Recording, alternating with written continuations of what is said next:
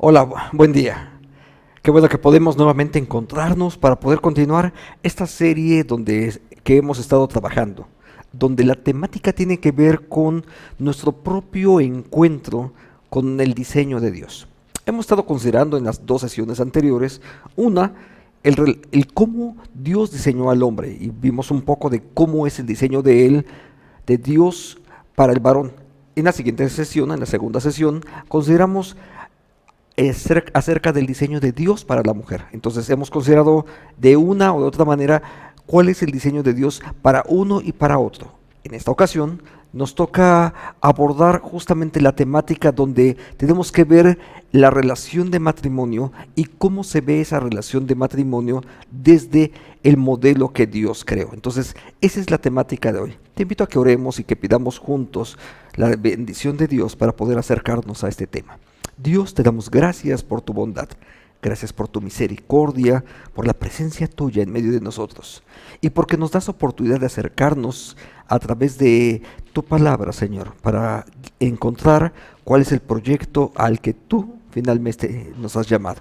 Oramos, Señor, para que tú seas glorificado en medio de nosotros y que tu presencia, Señor, sea la que nos guíe a cada uno de los que hoy nos hemos reunido para poder participar de este tiempo. Oramos así en el nombre de Jesús. Amén. Bien, el modelo creacional. ¿Por qué el modelo creacional? Bueno, porque justo ese modelo creacional es la forma en cómo Dios ha hecho las cosas. Todas las cosas en este mundo tienen un diseño específico. Todo lo que hay en nuestra creación implica que hay un diseño. Entonces, ¿cuál es el propósito de Dios para con nosotros? Justamente el considerar que hay una naturaleza caída y que el pecado ha deformado ese proyecto de Dios para el ser humano, no solamente afectó cómo es él o ella, sino también por supuesto ha afectado las relaciones entre ambos. Así es entonces que necesitamos ahora como pareja regresar al propósito original de Dios. Podemos leerlo, por supuesto, este concepto en el libro del Génesis capítulo 1, 27, que en los estudios anteriores hemos considerado. Y si no has tenido oportunidad de verlos, tienes una oportunidad de buscarlos en este mismo canal y entonces localizarlos. Vamos al texto. Y Dios creó al hombre a su imagen, lo creó a imagen de Dios, hombre y mujer los creó. Ese es el proyecto en el cual Dios hizo al hombre y a la mujer. Este proyecto tiene una finalidad específica. La masculinidad y la feminidad existen para, observa esto, para manifestar las profundas verdades espirituales de Dios. Es decir, cada uno de nosotros fuimos diseñados para poder expresar acerca de Dios. Cada uno de nosotros fuimos diseñados para ser portadores de su imagen, y como portadores de su imagen, en el momento en que estamos interactuando, fuimos diseñados entonces para que podamos proyectarla, es decir, manifestarla en la sociedad donde nosotros nos desenvolvemos. De tal manera que se puede decir que en la relación de pareja, cuando una hombre y una mujer están caminando de acuerdo con el propósito de Dios, cuando ellos caminan juntos de acuerdo a esa guía, ellos entonces en su actuar cotidiano reflejan la gloria de Dios para la sociedad en la que ellos están viviendo. Ese es parte del propósito de Dios. ¿Por qué es importante entonces que lo consideremos así? Bueno, porque las imágenes culturales con las cuales hemos empezado a vivir, esas imágenes culturales no son el diseño de Dios. Las imágenes culturales que se han generado han hecho que en algunas ocasiones el varón se sienta o se crea, asuma una posición de soberanía sobre la mujer o de empoderamiento sobre ella. Hay muchas formas de decirlo. A lo mejor la más fácil y común es el machismo. Es una forma de cómo ha ocurrido culturalmente, donde el varón toma un papel protagónico y entonces en ese papel protagónico cree que él vive y él debe de decidir encima de todo lo que ocurra en cuanto a las mujeres. Por supuesto, ese tipo de esquemas también tiene una contraparte. Y han existido los matriarcados a lo largo de muchos siglos. En los últimos años se le ha empezado a llamar feminismos. Y entonces, pero es simplemente una versión que es la contraparte de la actitud anterior. Es decir, los varones encima de las mujeres o las mujeres encima de los varones. Es decir, son actitudes que de una o de otra manera chocan, pero que de ninguna manera una u otra representan el proyecto de Dios. ¿Por qué no lo representan? Bueno, porque ninguno de esos dos conceptos tiene que ver exactamente con la forma en cómo Dios nos diseñó. El versículo anterior, Génesis 1:27, dice que los dos fueron diseñados a imagen de Él, a imagen de Dios, y eso es igualdad. Entonces, Dios nos diseña con un propósito determinado. Ese propósito de Dios habla de igualdad, pero también de diferencias entre uno y otro, porque hombre y mujer finalmente son distintos y también tienen funciones distintas, aunque son iguales, por supuesto, en el sentido de que ambos, varón y mujer, son portadores de la imagen de Dios. Pero quiero que veas un texto en Efesios capítulo 5, verso 33, donde podemos ver con claridad cómo hay dos funciones distintas. Ve este texto. Cada uno de ustedes ame también a su esposa. Subrayé o puse en letras amarillas esta expresión de qué es lo que le corresponde al varón. Ámela como a sí mismo. Y ustedes, las esposas, y ahora viene la parte de las mujeres, honren a sus esposos. Entonces, en el mismo texto te das cuenta que existe algo específico. Hay una igualdad esencial que procede de los textos que hemos estado considerando antes, pero hay diferentes funciones en el cómo, dentro de esa relación de pareja, cómo se va a manifestar. Entonces, hay igualdad, sí, pero también esa igualdad esencial no significa que de verdad somos iguales en todas las cosas, sino que tenemos también funciones distintas. Y en esto se genera justamente ese equilibrio dinámico que genera y que propicia bendición para la relación de pareja. Ahora, en los siguientes momentos voy a considerar brevemente 7 aspectos que son muy importantes en la relación de pareja. Esos 7 aspectos tienen que ver con parte de este concepto que Dios ha puesto en este texto de Efesios capítulo 5, pero esos 7 aspectos realmente los podemos aplicar uno u otro en relación con los varones o con las mujeres. Observa por qué. Veamos el número 1. Número 1 implica amarse. No solamente es que que el varón ame a su esposa, tú también esperas que la mujer te ame a ti. Entonces, quiero que observes este texto. Ustedes los esposos amen a sus esposas, pero dice, no las traten con dureza. ¿Qué implica amar?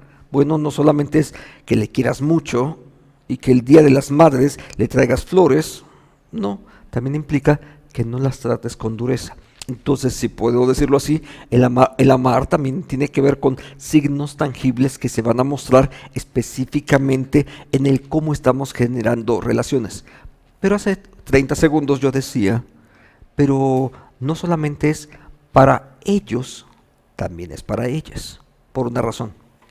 Tú como esposo esperas no solamente que tu esposa te ame, sino que incluso también no te trate con dureza o con desprecio. Y ella espera también exactamente lo mismo. ¿Por qué? Porque cuando tratamos a las personas, a nuestra pareja, con dureza o con desprecio, por ejemplo, ¿qué es lo que vamos a obtener? Claro, ya lo sabes. Exactamente eso que tú mismo has provocado. Entonces, este es apenas el primer elemento, pero nos empieza a ir ubicando que en esta relación debe de ser recíproco los elementos que tenemos que estar considerando. Número 2, hablamos de fidelidad. Desde el texto de 1 Corintios. Pero por causa de la inmoralidad sexual, cada hombre debe tener a su propia esposa y cada mujer su propio esposo.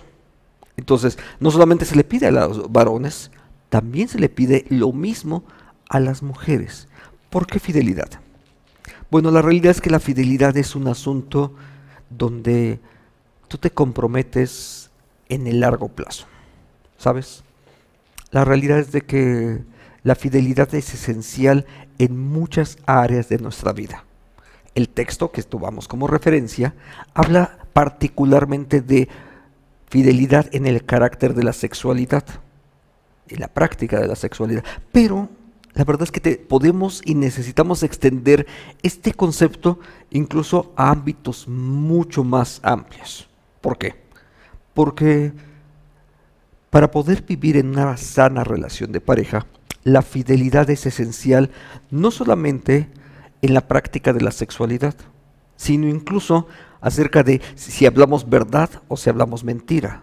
Nadie quiere vivir con gente mentirosa, porque la mentira es también un signo de infidelidad, porque no puedes vivir con alguien que no tienes la confianza de que alguna vez esté diciendo lo que es correcto.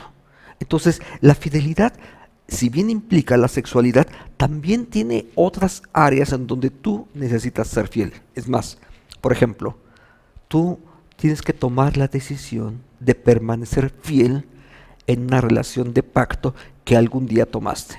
Cuando nos casamos, se nos pregunta y nosotros comprometemos nuestra fe, nuestra palabra y nos comprometemos en un pacto matrimonial a continuar por toda la vida en ese proyecto.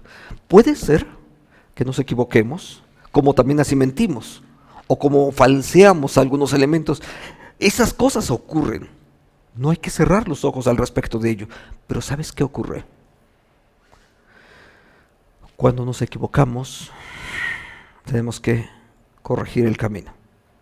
Sí, tal vez en algún momento me fui desviando, por más de una razón. No quiero ahora considerar esas cosas, pero sé que ocurren.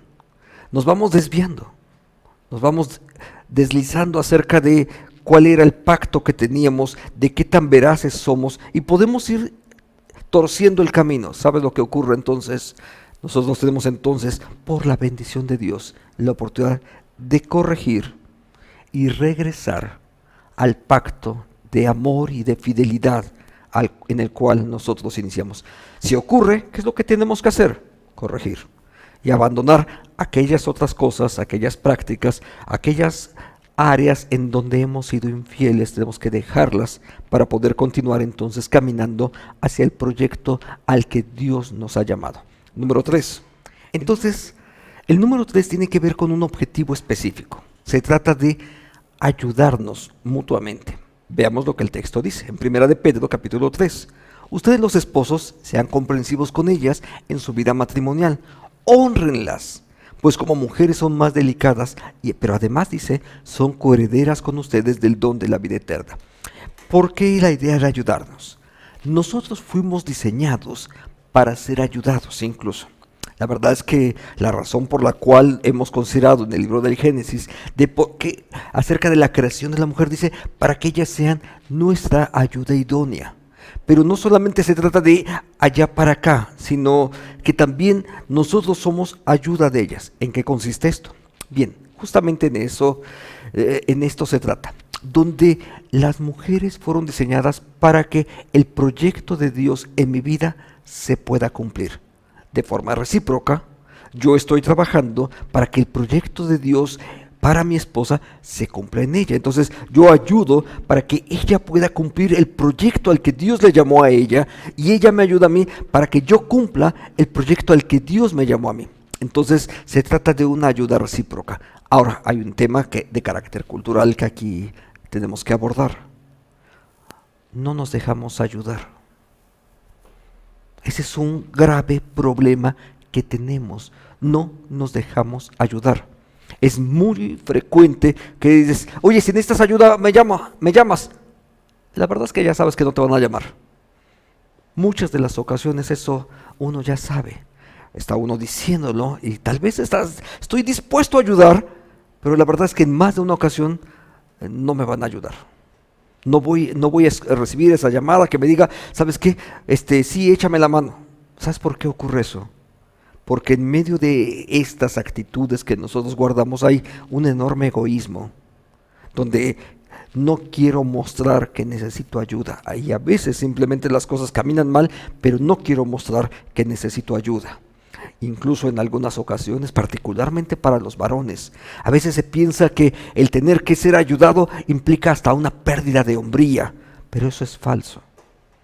¿Sabes? No somos autosuficientes, no somos siempre capaces de lograr todo. Y Dios nos colocó en una relación de familia para que mutuamente nos estemos ayudando. Número 4. El texto dice así en el número 4. Se trata de que seamos pacientes.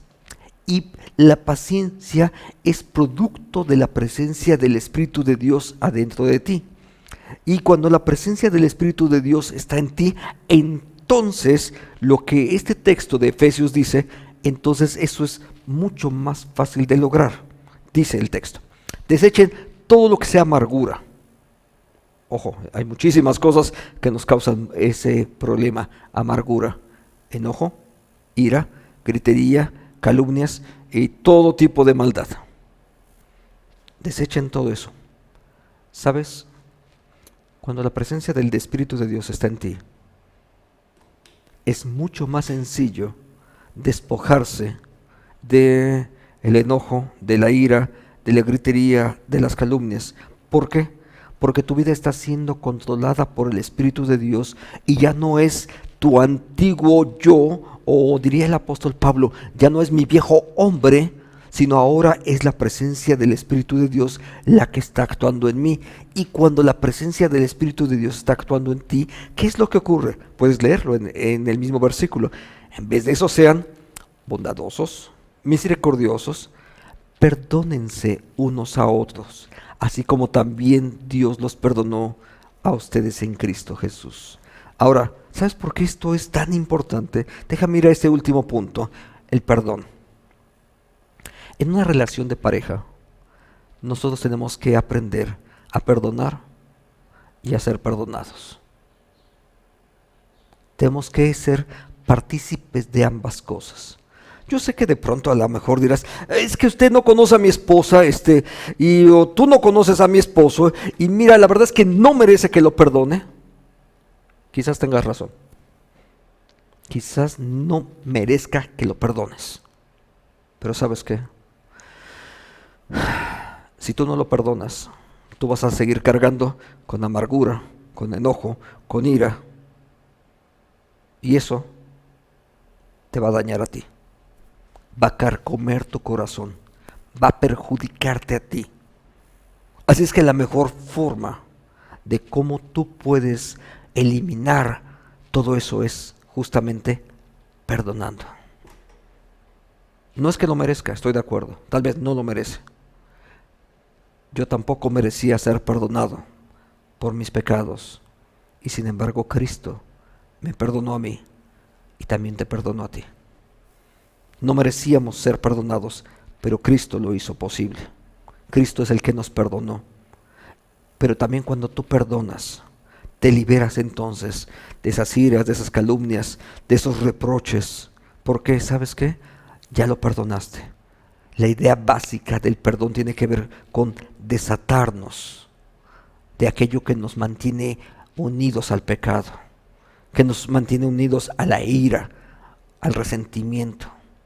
Cuando tú y yo aprendemos a perdonar como Cristo también nos perdonó, entonces podemos empezar a vivir mucho más fácilmente en la libertad a la que Cristo mismo nos ha llamado. El número 5.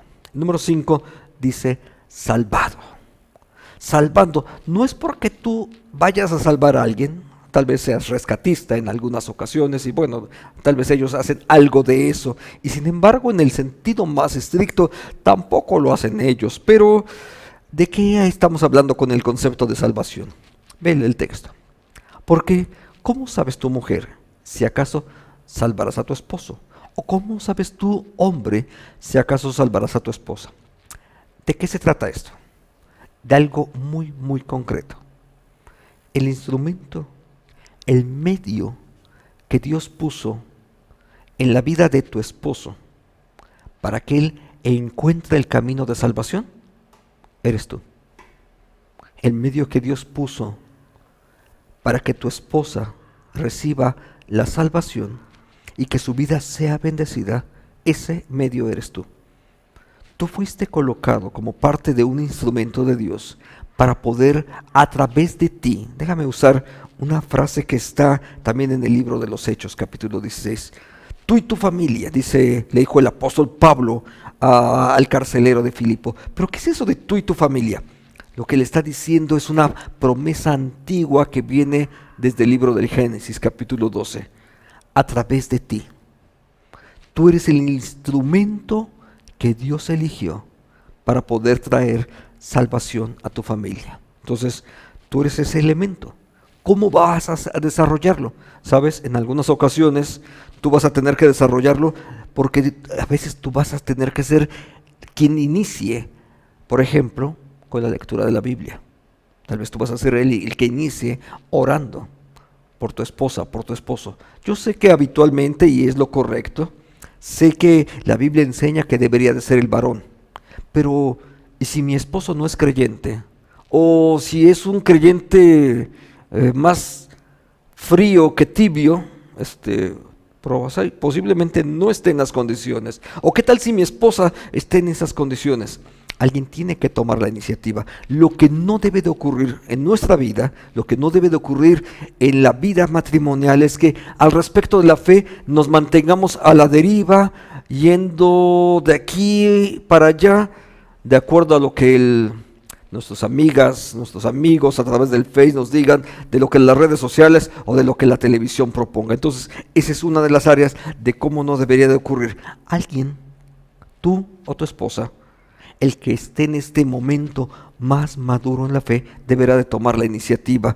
Y si es la esposa en este momento, tomará la iniciativa, pero en cuanto su esposo empiece a ir desarrollándose en la fe, a él le corresponderá continuar en el proyecto al que Dios les llamó como pareja.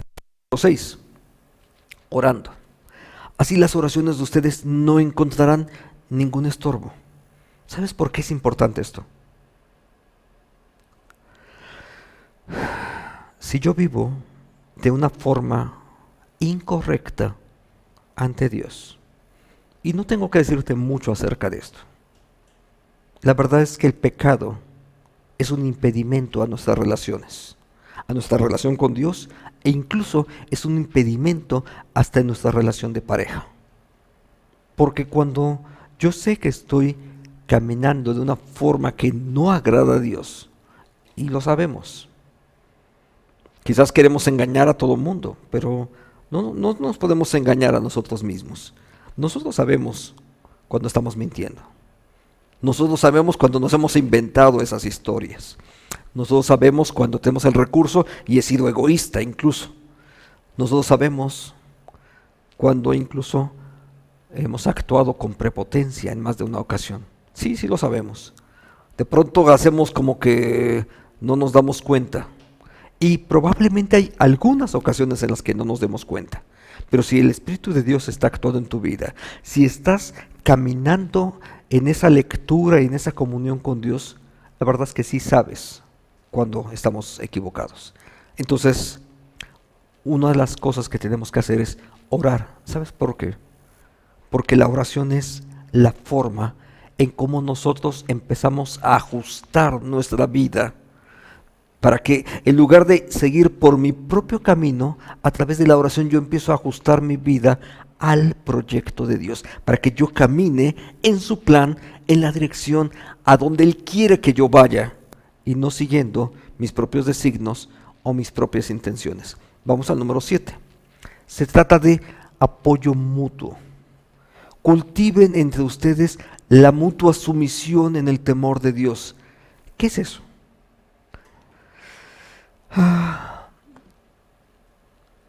La mutua sumisión implica ser soporte, el uno al otro.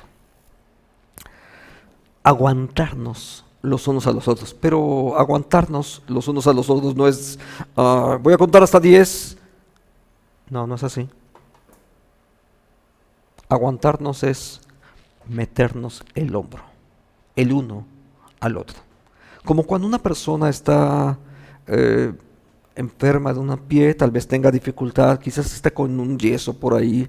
¿Qué es lo que haces para que él pueda caminar, para que puedas ayudarle? Entonces te colocas bajo de él y que parte de su peso lo pueda recargar en ti. Entonces tú eres soporte para él. Y de eso se trata. Fuimos puestos para ser soporte para nuestra esposa, para nuestro esposo, para que el proyecto de Dios, hace un rato lo mencionaba eso, para que el proyecto de Dios se cumpla en ella, para que ella cumpla la meta a la que Dios le llamó, y ella al mismo tiempo te apoya para que tú cumplas el proyecto al que Dios te llamó. Es más, esta misma dinámica incluso justamente es parte del ejercicio de un discipulado. No se trata de que mis discípulos sean como yo, se trata de que mis discípulos sean como Cristo. ¿Y qué es lo que yo hago? Soy soporte para que ellos cumplan el proyecto al que Dios les llamó. Incluye esto, por supuesto, incluso a nuestros hijos.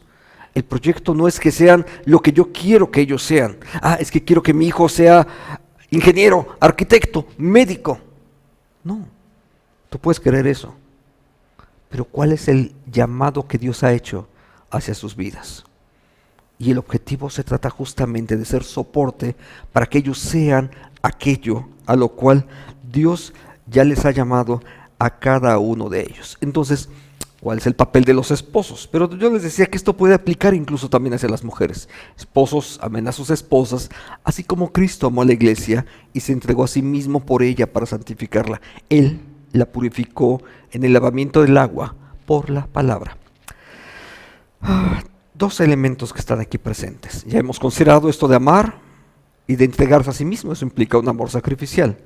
Pero implica, quiero ir a la última parte de este versículo, de estos dos versículos. Él la purificó por el lavamiento del agua, por la palabra. El medio que Dios ha dado a su iglesia para que podamos cumplir con el plan de Dios tiene que ver justamente con su palabra. Para que sea su palabra el medio a través del cual mi propia vida vaya siendo transformada. No soy transformado simplemente por la oración de alguien o porque tomé X curso. Pueden ayudarnos esos. Pero es el ir constantemente a la palabra, estar de continuo en ella, no solamente para que la leas, sino para que la vivamos. Y en medio de ello es donde nosotros estamos siendo perfeccionados, porque buscamos poner en práctica la palabra. Hace unos momentos atrás yo decía que alguien debe tomar la dirección de ese hogar. La Biblia enseña que sería el hombre el que debe de tomar la dirección del hogar, porque está planteado en un escenario donde se asume que es un hombre que es temeroso de Dios. ¿Y si no ocurriese eso? Si no ocurriese que el varón con el que yo estoy sea un hombre temeroso de Dios, alguien tendría que tomar el liderazgo. Un hombre y una mujer que se unen, su propósito es darle la gloria a Dios, mostrando así la relación de Cristo con la iglesia. Pero la realidad es que estamos con la idea de que ambos caminan en el proyecto de Dios y que ambos se sujetan a la voluntad de Dios. Y sin embargo, ese no es el escenario real de cada uno de nosotros. Hay algunos de nosotros que nos casamos con personas que no caminan en la fe. Y yo insisto en eso. El liderazgo Dios se lo dio a los varones. Pero si no está ocurriendo así, o incluso puede ser que mi esposo o mi esposa es un evangélico, pero evangélicos no es idéntico que ser un hombre de fe o de una mujer de fe. No necesariamente el que vaya al templo los domingos quiere decir que ya está caminando en la fe. La realidad es que suele ocurrir que hay ocasiones en las que simplemente es una práctica religiosa transmitida a través de la vida de las familias. En muchas ocasiones suele ocurrir eso.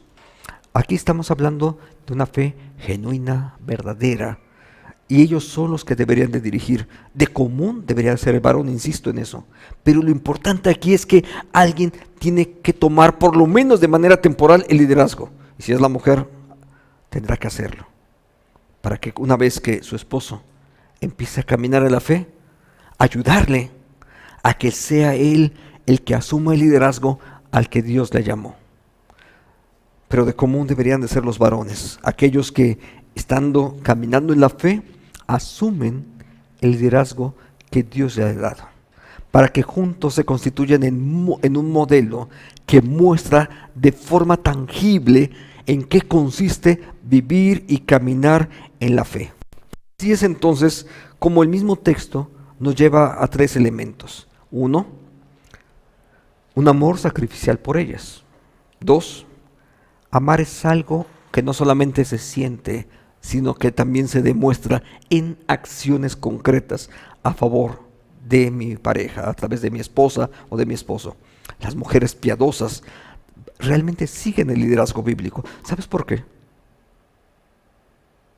Porque cuando el liderazgo es bíblico, cuando estamos asumiendo un liderazgo y ese liderazgo sigue la directriz que marca la Biblia, ese liderazgo entonces está buscando intencionalmente ser bendición para el otro. Cuando yo estoy caminando bajo la dirección de Dios, me estoy interesado en que mi esposa sea bendecida. Estoy interesado en que mis hijos caminen en el proyecto de Dios. Y estoy no solamente interesado, sino ocupado, invirtiendo recursos y tiempo para que eso ocurra en la vida de ellos. Entonces las personas reaccionan favorablemente por una razón, porque saben que están siendo bendecidas a través de ese liderazgo. Y la verdad es que cuando las personas pueden reconocer un liderazgo bíblico, ellas van a caminar en medio de ello. Entonces, ¿qué otra cosa enseña este texto? Bueno, ir a la palabra, constantemente. ¿Sabes? Ir a la palabra es un elemento importantísimo para tu esposa y para ti mismo, porque tú no vas a poder transmitir lo que tú mismo no conoces. Entonces, como varón que te ha sido encomendado la tarea de liderar a la familia, tú mismo tienes que ir a la palabra para que la palabra te limpie a ti y para que después, a través del uso de la palabra, tu familia, incluyendo a tu esposa, también sean limpiados y puedan caminar en ese proyecto al que Dios los ha llamado. Entonces, ¿qué es lo que tenemos que hacer? Ocupar tiempo. Quizás tengas que empezar a hacerlo. Cuando empecé a vivir en el Evangelio, la verdad es que no leía mucho de la Biblia, pero la leía solo. Empecé a leer la Biblia y a leer, pero realmente lo hacía yo solo. Después hubo otro tiempo en el seminario y que empiezas a conocer muchas cosas, mucha teología, muchas áreas de ministerio, pero la verdad es que era mucho de carácter individual. Pero ya hace algunos años atrás, no sé cuántos, pero ya tiene muchos años, empecé a leer con mi esposa. Y empezamos a leer 10, 15 minutos nada más. Quizás tú tengas que empezar por ahí, ocupando 15 minutos, invirtiendo 15 minutos importantes de tu vida. Y sabes, ni siquiera es mucho tiempo, pero pueden ser los 15 minutos más importantes para la relación de tu pareja. Por una razón, tú ocupas más de 15 minutos nada más viendo el noticiero de la noche. Y si tú ocupas más de 15 minutos en eso, ¿por qué no inviertes 15 minutos en esto? Actualmente con mi esposa a veces invertimos de manera conjunta. Hay una lectura que yo sigo haciendo de forma individual, hay otra que mi esposa hace de forma individual, pero juntos probablemente invertimos por lo menos 1 hora todos los días. Entonces, eso me está beneficiando a mí y por supuesto también está beneficiando a mi esposa. Y eso me ha llevado, entre otras cosas, a amarle como Cristo me ha amado a mí, con un amor de servicio hacia ellos. Y se trata de que a través de esto, ella y él, ambos, estamos siendo, si me permites decirlo así, pulidos poco a poco por la palabra, para que pulidos por la palabra entonces podamos reflejar con mayor claridad la imagen de Dios con la cual nosotros creados.